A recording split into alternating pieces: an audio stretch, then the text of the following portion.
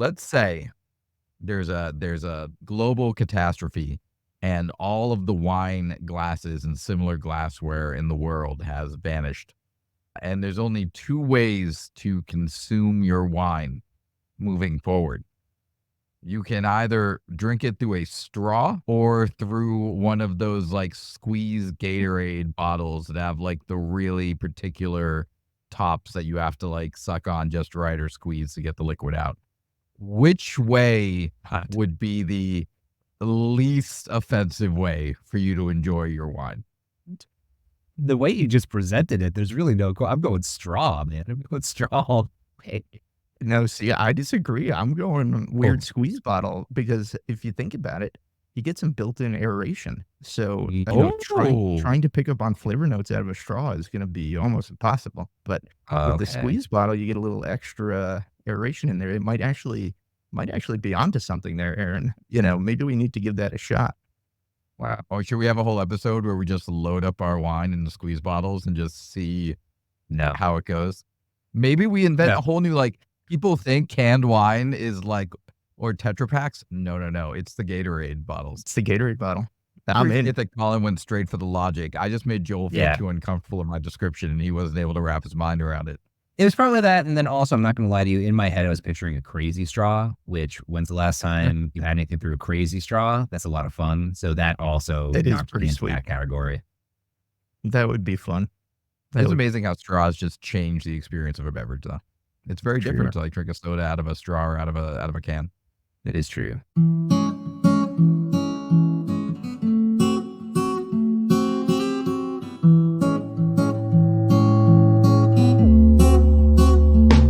Welcome to Stop Wasting Your Wine, a wine review podcast where we waste our wine so you don't have to. On this episode, we review a red wine from the Republic of Georgia. Aaron, what are you doing? Ooh. Are you just preparing? We're taking. That's very. I'm working on our visual content, so not just sitting here smiling like you ruined it. That was so natural. No, I think this is fantastic. So, listener at home, during our intro, Aaron is taking notes in a very nice looking leather bound notebook. You said you're working on visuals for us, Aaron? Well, no, I was working on, we're a audio and video content now. So, the talking's all nice, but I'm trying to move my body a little bit more. I'm trying to be a little more animated with how we're existing here. Well, I was all about that. And then I was told I can't move very much. You guys told me I have to stay within like a very certain box here. The problem wasn't your animation, Joel. Yeah. The problem is as you talk, you just kind of like. He does. Aaron's leaving the screen for the listener at home. This is terrible audio content. If you're listening, and I'm sorry. I slowly rolled away because my house is actually lopsided, so it's very easy for me to just like roll. I was just gonna say that. That's so funny. That's so funny. Oh man, look at us. We're already off the rails. Listen, if you're still with us, thank you for joining us. I'm Joel, and of course, I'm joined by two of the most just by the plan, well planned out, perfectly executing gentlemen that I know, Colin and Aaron. I will not improvise in the future. I will just go by the script. Yeah. All of our episodes, just for the listener at home, are pre-scripted out. Everything we say, every line planned, including this portion where we explain how everything is scripted out. Yeah, I was just reading Joel's line at the same time. You're reading my line again. Right. You guys stick to your lines. Lines. He does actually, he's still doing it. You know what's kind of funny is I was thinking, when we first started, by the way, this is what, episode 48? 48. Right around there. We're coming up to 1 year here. And I don't know if it's just the fun we've had looking back on all the things, thinking about how I need to go back and update the website. But I've been really thinking about just the beginning of this endeavor too, where we should acknowledge we did try to script things out a little bit more than we do now. Do you guys remember that? Like we would put things out there, like skeletons at least. Yeah. Yeah. Well, when you have no We'll keep idea that in what you're doing, literally no idea what you're doing as far as podcasting is concerned, it's good to follow some sort of outline there. So it was helpful in the beginning, I think, That's although true. it it didn't make for the greatest content. I will say those first couple of episodes were rough. And also, like, every time that we've had to work on, like, an ad or something where we actually need to script out lines, we do not read them very naturally at all. We No, just go straight No. from, like, this, like, no. fun banter to, like, "And what do you think, Are you Colin?" looking for a wine podcast? Yeah. Yeah, we're It's not the true. best ad readers. Sweet. Well, look at us now, just absolute consummate professionals. Have this thing down to a Mhm. T. Nothing ever throws us. I'm proud of us guys. So Yeah, I hardly have to spend, 5 hours each week editing it down because it's just so smooth now that there's just no need to spend that much time each week editing it. But that's about how much time I spend editing it because, gosh, we are so it is a mess. Colin, in the script here, it says you're supposed to read that line with a little bit more sarcasm in your voice. So if you could go back, redo that line, just like I really thought that lean was an into actual it. compliment. I thought he Retake, was being retake. nice, Call man. back. It's we have gotten better. Yeah. We have improved, yes, like, on Oh, some for level, sure. we have improved. 100%. All Oh, right. Well, one thing that has not gotten much better are my segues. So I'm just going to go ahead and try to get us right into it here. It The said at the you smoothest top, segue based on being thank bad at segues I've ever heard. you. My god. Thank he's you. he's been great from the beginning. Thank you. Great from the beginning. Listen, I appreciate it. Colin, you said at the beginning we're drinking a red wine from the Republic of Georgia. Tell us a little bit more about the wine today. I sure am gonna try. Everybody at home, bear with me. There are a bunch of words that I'm gonna have a probably really hard time pronouncing. But this wine is from Pahlavi Wine Cellar. The name of this wine is Kindzmarauli. It's the 2022 vintage. The grape is Saperavi. It's 100% Saperavi. Again, we are in the Republic of Georgia, the region of Kakheti, and we are in the appellation of Kindzmarauli specific viticulture area, which is what their appellation system is called.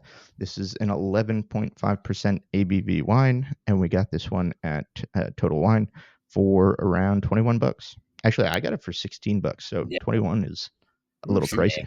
I think you Yeah. Maybe you hit guys are the closer to New Georgia Jersey than I tax. am. I don't know. I gotta look at Yeah, a map. we do border the state, so maybe. Oh boy. All Georgian wines have to enter through Womp womp. their brethren, their American brethren United, I state know. of Georgia. It's a terrible joke. I'm sorry. No, I quite enjoyed it. And honestly, I think you did a great job. Probably you did a I terrible don't. job, but I think for this, I think you did a great job rising to this.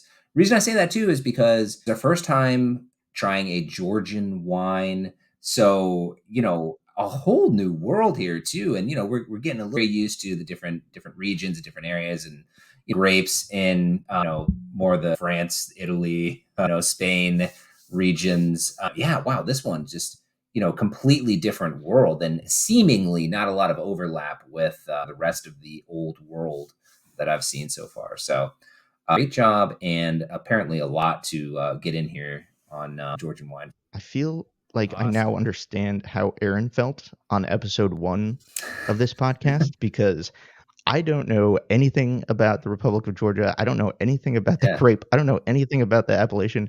I don't know anything about this wine. So I am completely lost on this one. So it'll be interesting. So Aaron, this was your choice. So what inspired you to bring us to Georgia today? Yeah, well, Joel, thanks for asking. I've been thinking a lot about the wines we've been trying, and I've just been really happy every time we get exposed to a new region or a new place. And I was thinking a lot about our interview with Ashwin from the Unpinned Unconventional Wine course online. And he talks so much about Georgian wine and is really passionate about Georgia getting credit where credit's due when it comes to their very important role in the historical just evolution of wine. And so I figured it's time that we give a bottle a shot here on our podcast. So why not? I think that's great. I remember him explaining that to us too, and just blowing my mind in that moment, just kind of going, and I think it just barely scratched the surface on the history of wine in Georgia and really how it's by many accounts is where wine originated. So wild, wild stuff. So I think that's awesome. I'm glad that you did bring us back here so that we could try it. And I believe, Aaron, today you actually have prepared for us one of your classic wine rants. So take it away. It's time for a history rant with Aaron.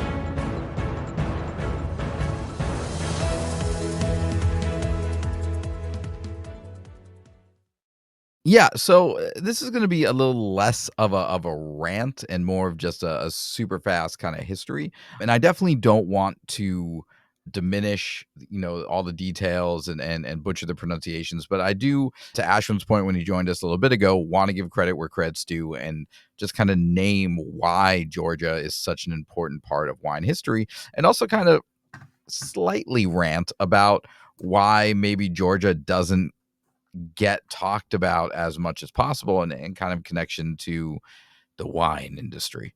So, I mean, for folks that didn't join us for Ashwin's interview and may not have the most in-depth wine knowledge, and I would say most people don't know this, Georgia, from everything we know scientifically at this point, is the birthplace of wine. So using whatever dating technology they have, they've tracked back into a lot of archaeological sites in Georgia and have found pots and other ceramics that have contained evidence of fermentation from grapes going back to 6,000 BC. So we're like Oh, 8,000 years ago. It is the earliest evidence of intentional grape fermentation, earlier than anything they found in Italy, France, Egypt, all these different cultures that we know have a wine history. This is the earliest that they have found. And Georgia's kind of interesting because even though wine has been a huge part of their history, and outside of finding that evidence, just we know it's a huge part of their history. A fun fact I came across: the Assyrian Empire, very well known for kind of rolling across Asia and Europe at certain points in history, used to demand a tribute of gold from every country that they invaded and conquered, with an exception of one country, and that was Georgia. And they made the exception. They said their tribute could be in wine. wow. Oh, wow. That That's is pretty cool. cool. And so that, like, at least at that point in history, wine was so well known as something that the regions in Georgia did well, that it played that big of a role in their reputation. But there's a lot of politics around it, right? Because Georgia is not in Europe proper. Georgia's kind of in that piece of land in between the Black Sea and Russia. It was part of the USSR, Soviet bloc, and it's kind of right on that border in between those two continents. And so it does not get lumped into European wine producing traditional areas. And so even though it's a huge part of their tradition, it's kind of like they're too far east to get that credit. But with that being said, like, it's just a huge part of their culture. And the way they do it is pretty unique. So they have these gigantic ceramic pots called quevries, and they are about the size of any of us. They are gigantic. And what they do with these things is they bury them underground so that just the top of the quevery is seen. And they fill it with all the necessary, grapes and whatnot to make their wine. And then they seal it up by putting like literally like a stone or a piece of wood across it and then burying it. And that process just sits, and kind of like the natural environment created inside of the pot being separated from everything else and the coolness of being underground does a natural fermentation process where the heavier materials in the mix sink to the bottom, leaving the clearer wine up towards the top. And so when they go to open it up, they dig it out, uncover the top, they leave the thing buried, and they scoop out the wine from the top. And literally watch videos online of they literally take their wine glass and just kind of like dip it in and scoop it out and just drink it right from there. That's So so crazy. Because when you think of all the technology that wineries and winemakers use today, and they're still are they still is that still a practice they're still doing today? They're using these quevries to make their absolutely. wine?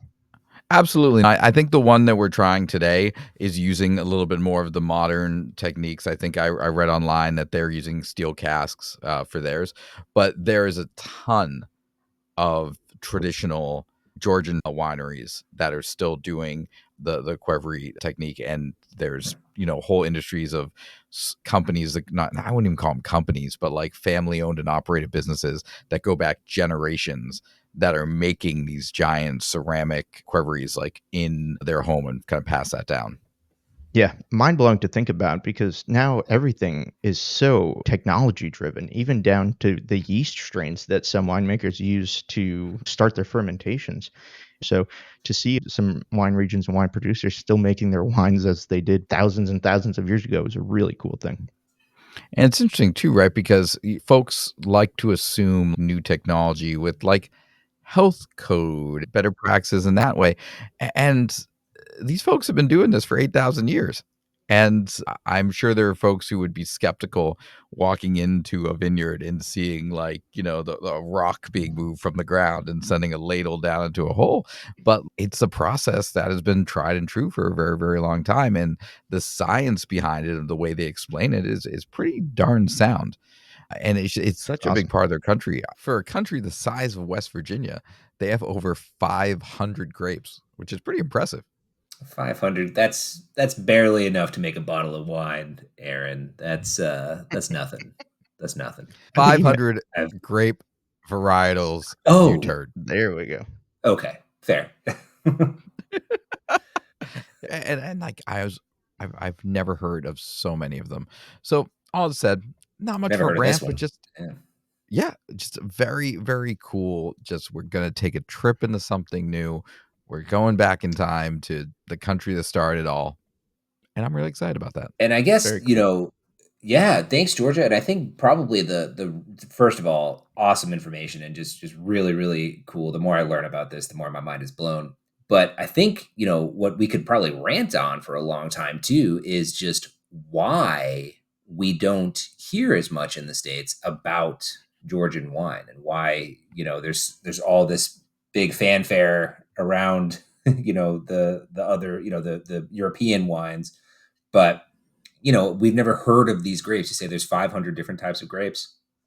We've probably never heard of any of them. That's wild. There's a whole world of wine that we don't know about. Why is that? Crazy. Probably if I were to guess, and again, this is just a guess because I haven't tried any Georgian wine, but it probably comes down to style. I would imagine that most Georgian wine falls outside just by the way that if they do make it in those quiveries, probably falls outside what we're used to drinking as far as European and American wine is concerned. So I would imagine it's probably a little shocking the first time you try it because it's probably going to be very different than what you're used to. So that's my gut instinct on why we don't hear a lot about it.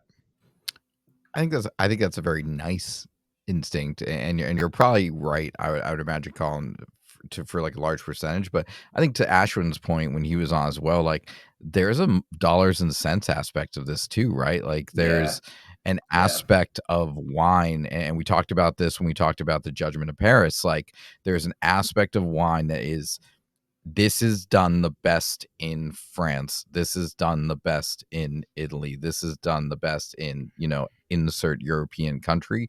And any time that you introduce an alternative like Napa Valley, you are taking a share of the customer base away Hmm. from that place. And so I do think there is an aspect of, you know, there is no benefit to the European countries to sharing the limelight with a country like Georgia. And especially for a lot of these other varietals, these places in France aren't going to just start planting all of these other unknown grapes. And so why hype up something or even share the light with something that you're not going to be able to produce? So I think you're 100% right on style. And I think there's an aspect of greed.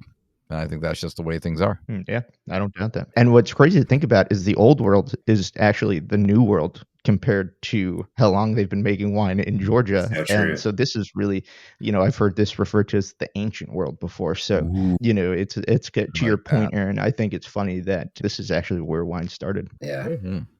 Very wild. So we're gonna again, I'm glad that you brought this one into the fold here. We're gonna shine a little light on Georgian wines today. Hopefully find a new world that we want to explore and get into here. So A new old world. A new Ancient world. ancient world for us to explore. So let's get into it.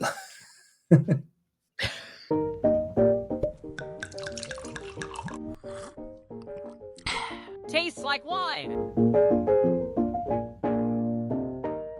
I do want to say too, when I found this, I picked this wine before I dove into learning more about Georgian wine. And I think if I were to go back, I would have picked what they call an amber wine, because that seems to be like the primary wine they're most proud of, which is similar to what we would call orange wine. It's just Orange wine, white yeah. wine that where they leave the skins in the quivery for a little bit, and they get more of an amber color. So I think if we really want to dig into Georgian wine in the future, that should be our next stop. But this also has a unique style to it. Before we even get into the smell, we know that it is going to be a semi-sweet red, because that is more of the style of the area and the style of this grape. Very cool. Well, today we have this red wine in front of us. So what do you think? Let's get into it. Let's do it. All right. So as a reminder, what we're smelling here is 100% a grape called Saperavi. Saperavi. All right, Colin, why don't you kick us off, because this is a little bit new for everybody. So we'll let you lead us. I will do my best, because this is a wild smell, totally different than what I'm used to smelling. There's an interesting funk in there right off the bat that's really prevalent, and it almost, the more I think about it, it's almost like a cured. Have you ever had a salami, but it still has like the white mold casing on the outside? Mhm. That's kind of what it smells to me, like dry aged salami, but the one that you have to take out of the mold wrapper. In the best way possible? Yeah, no, you didn't let me get there. I was gonna say it's not terrible, but it has a unique funk, and that's for some reason the one thing that immediately popped in my mind. But there is some fruit in there for sure. You get probably some ripe, almost cooked fruit. This isn't a fresh wine, I don't think, by any stretch of the imagination. Maybe some plum. I don't know. You guys want to hop in with anything else there while I Yeah, try to decipher the rest of this? cherry was the first thing that popped into my head. It's funny because it was the combination of cherry was the first thing, and in my opinion, the thing that pops out the most, and then that funkiness. But that was about as far as my brain had gotten, and then you brought it, further along there with your explanation there. But yeah, that's kind of what I was getting. I Aaron? have my Clever Fox wine journal Oh, that I got with my friend Janine. We did a tasting the other day. She picked it very up for cool. me. Very cool. But it has this really neat flavor wheel on there to just like, can't really Neat. see it much, but it just kind of breaks it down. It's like primary and secondary and tertiary, and then like faults, like, which I think is kind of, and then, but anyways, what this reminds me of, and the word in here kind of pulled my brain. When we had the Carmen and it had that really over the top medicinal eucalyptus scent, I kind of get a little bit of that eucalyptusy kind of smell in there, but it's much more natural. It is much more like secondary, just like in there. I don't know if that was something that the Carmen was like trying to achieve through some like unnatural evil means, but this is just kind of in there naturally. Yeah, no, funny you said that. I just found that note as I was sniffing and kind of moving the glass around, and it immediately reminded me of Dr. Pepper. Like that's kind of it. It kind of has that herbal quality to it. I don't know if I Hmm. necessarily am getting like mintiness, but to me, it's kind of like that Dr. Peppery flavor. The 20, what is it, 23 different flavors all in one? 60, 20. I don't know. How's my wife? She Whatever it loves is. Dr. Pepper. I don't get it, but it's a ton of flavors. That's why I don't like it. The flavors. But yeah, no, so there is an interesting herbal twist in here. Yeah, it's a very unique smell. Like for the listener at home, like if Yeah, you're into very kind of like funkier wines, unique smell, like you will not smell this and be like, oh, this reminds me of that other red I just had. Like this is something new. Not offensive, just yeah. very different. Very I just different. want to call out like funky in that it's different and strange, but I wouldn't say like overly funky as far as, a note that I'm getting, but very just like weird. It is very strange. Very strange. Yeah, I'm having a hard time picking out the fruit because there's so much other stuff that the fruit usually you get so much fruit and then you get maybe a little bit of funk on the back end. This is like a whole bunch of stuff I've never experienced in wine before, and then there's also some fruit on the back end. Slap a Business in little the back, party at the front. Yeah. The reverse mullet of wines. That's right. I think we found our title. Hey, No, yes, right on the back of the bottle. That is not something we've said, but I'm like, ooh, wait, that's prune. prune. Prune. They name blackberry, cherry. Way to go, Joel. And prune. Okay. You know, I don't eat a lot of prunes, so I Yeah. don't know if I can pull that flavor up off the top of my head.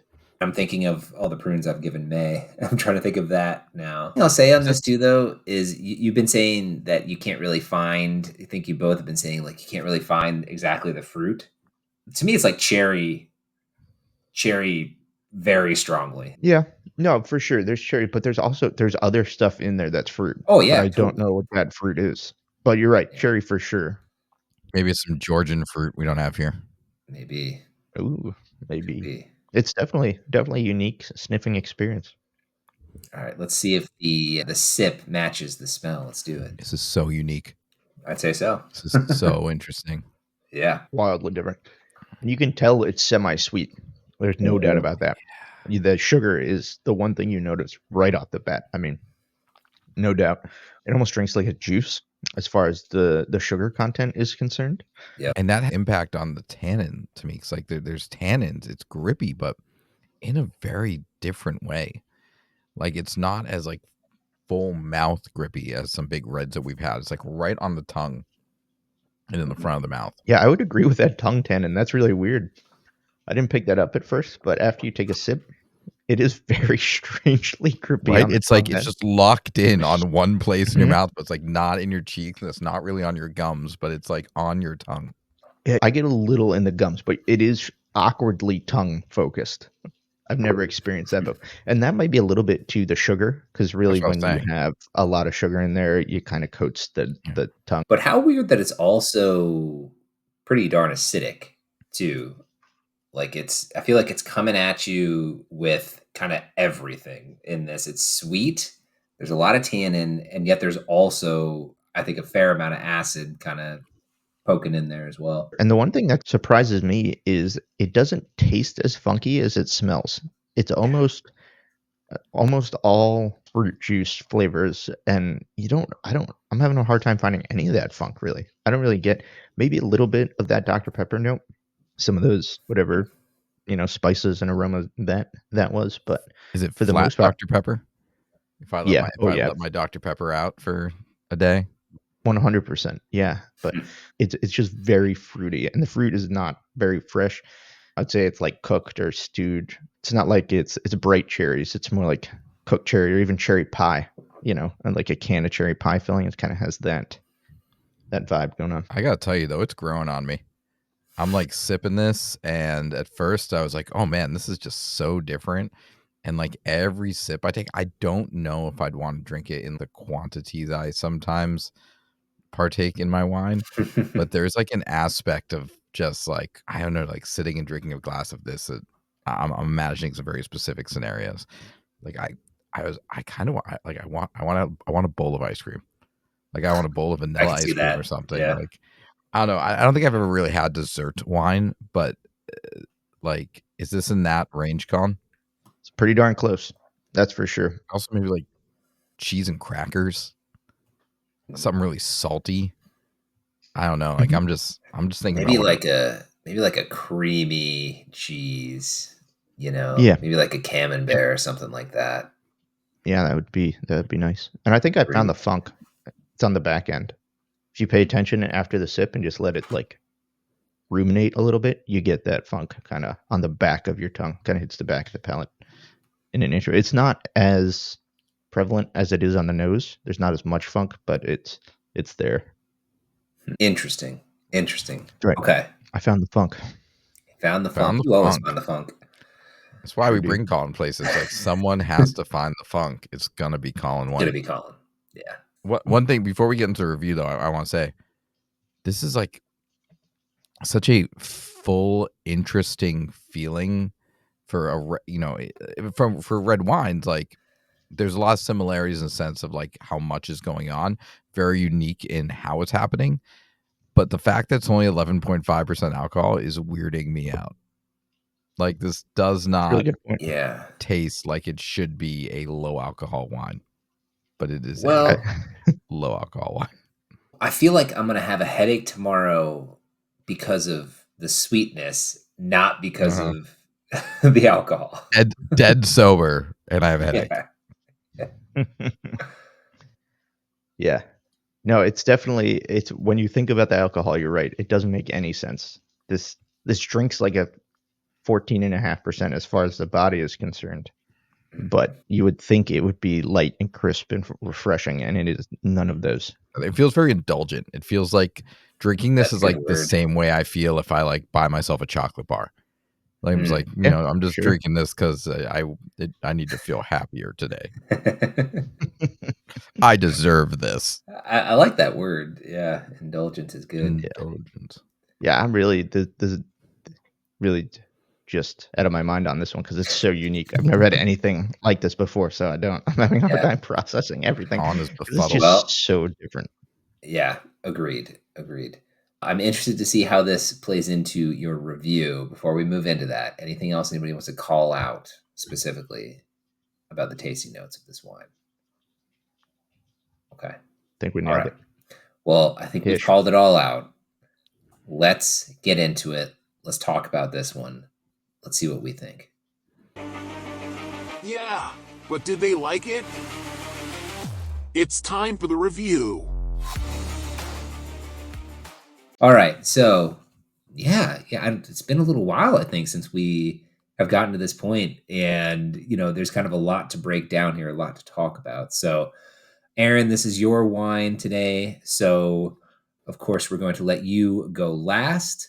I am going to let Colin lead us off again on this one. Just kind of let us know what you're thinking. Yeah, I hesitate to rate this on my normal wine scale because it's so different than what we usually drink. I don't think you can really even compare it. Like, you can't compare this to Bordeaux because it doesn't taste anything like it. The experience is different, the flavors are different. So I almost want to start a different category just for Georgian wine. Fair. Because Georgian table. This is going in our Quiver. That's right. Because does this go in our Quiver or does it not go in our Quiver? I think this is a very unique wine, and I wouldn't put it on my regular wine kitchen table. But I think if you wanted to try something unique and different from the Republic of Georgia and you wanted to get a little adventurous, I would put this on my like adventurous wine table, an adventure table. So that's where I think I'm putting this because it's definitely unique and the flavors aren't bad. There's enough interesting stuff to really keep your mind going, which I love a wine that makes you think, and this is absolutely one of those. So I wouldn't put it on the same wine table as I put my other wines, but I think this one's going on the adventure table for me. Wow, that's where I'm landing there. Oh. Okay. I think similarly to Colin, I don't think I'm going to get into like the caveat of different tables. Like I would put this on my kitchen table just with the understanding that I am putting this out when we're looking for a semi-sweet wine or when we want to explore a wine from another country. I don't think it needs to be like a different table. I think it's just because I think from a quality standpoint, it's a good wine. Like it's unique and it's interesting. I think all of my qualms with it are just stylistic. And I don't have enough of an experience with semi-sweet wines or Georgian wines to know whether or not this is a good example. So hopefully over the next few years, I'll have a better understanding and maybe we go back and say, ooh, that was actually a really great Georgian wine. Or now that I know others, that was actually not a good example. But I think as a standalone, I would put this on my kitchen table as a conversation piece of just like, this is a Georgian wine. What do you notice about it? What do you think about it? I wouldn't put it in my closet because it's not something I'd want to pull out in case of an emergency because people would be like, oh, it's time to go home if he's handing me this. But I wouldn't drain it either because I think saying a lot. I'm just saying, like, it's not a surprise wine. It's not a backup wine. Like, it's a very unique situation. So Wait. table. Every time I've been over and you guys bring out the shitty wine, are you trying to get me to go home? Is that what you just told Oh no, I gotta go. He noticed. Bye. No, you never bring out shitty wine. Okay, I've kind of talked about the setting, like the music, mixing the music with the treble, the mid, and the bass, and kind of all of that, and kind of talked about the just structure and experience with wine in that way. This one, and I've kind of mentioned that I like, you kind of like to see the smile, right? There's the nice little balance to a wine. This one to me is like the right side is way up, like everything is way up, and it's not, balance isn't really a word I would bring into this wine to describing this wine. Again, I think it's sweeter than things we've typically tried. Got that tannin coming at you like crazy. It's got the acid coming at you like crazy. So again, just like really, really interesting thing. But because of that, I was thinking about what little, caveat I was going to put on my wine table. I'm going to make one. I'm going to make it for the guy that comes in and says, "Hey, do you have any Georgian wines?" And I could say, "Yeah, check this out." So for that reason alone, I'm leaving it there. It is, and kind of like you said too, Aaron, you're like, I'm warming up to it. I sort of am, weirdly. I mean, totally not something I would typically go for, but I'm not disliking it as I'm drinking this. It's this interesting style of wine, and one that has gotten us talking, by the way, more than we have in a little while, which I think is cool. And for that reason, I'm keeping it on my kitchen table. But I do look forward to trying some other wines from Georgia and just seeing, we need some broaden comparative our Georgia horizons. Yeah, and exactly, and do a little benchmarking. Maybe we can get Ashwin back on to bring some of his favorite Georgian wines and love that to try some others. Yeah, 100%. It's a great idea. Great idea. Okay, so let's ask the question real quick because we've all put it on our kitchen table, but we've had kind of an interesting reason for doing it. And again, Colin and I picked this up for about $16 here in Florida. I think it was about $21 for you in New Jersey, Aaron. So let me just ask real quickly, waste of your wine or not a waste of your wine? I think if you buy it for the right reasons to try something new, or if you like sweeter wine, this might be the perfect wine for you. But if you like sweeter wine, then you might not like the funk. I don't know, but not a waste. I digress. Yeah. At $16, if you want to try something new and interesting and fun, try this one out. With my current frame of reference, not a waste of your wine. Now, down the line, like I said, if we try more Georgian wines, we might have to return to this one and be like, ooh, actually, nope. But where it stands right now, it's not an expensive wine. It's very unique. Not a waste of your wine. Agreed. Yeah, even just for the fun of trying something so different. Completely agree. Not a waste of your wine. Okay, good. Just wanted to validate. With you guys. All right. So there we are. Not a waste of your wine.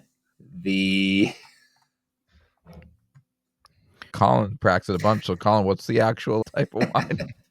Oh boy, it is the name is Kindzmarauli. It's 100% Saperavi. I have no idea where the emphasis is supposed to go on these words. If you are one of our many Georgian listeners, please feel free to reach out. We will not be offended if you correct our pronunciation. We'll take it as an honor that you took the time. Oh yes, please. We invite you to correct us because we know we're not doing it justice. Awesome. Well, hey, thanks so much again for coming along with us on this wine adventure. Look at that. Got into a new region on this show and plenty more to dig into New country on this one. So yeah, new country. Pretty cool. So a lot more to explore. Looking forward to doing that. In the meantime, Aaron, tell the folks how they can get in touch with us. Check us out at stopwastingwine.com. Find us on Instagram at Stop Wasting Your Wine. We would love to chat with you there. You can send us a DM and we will respond to you for sure. If you'd like to come on the show, we're always talking to new people. We have an exciting guest coming up very soon. And you can talk to Colin on Facebook.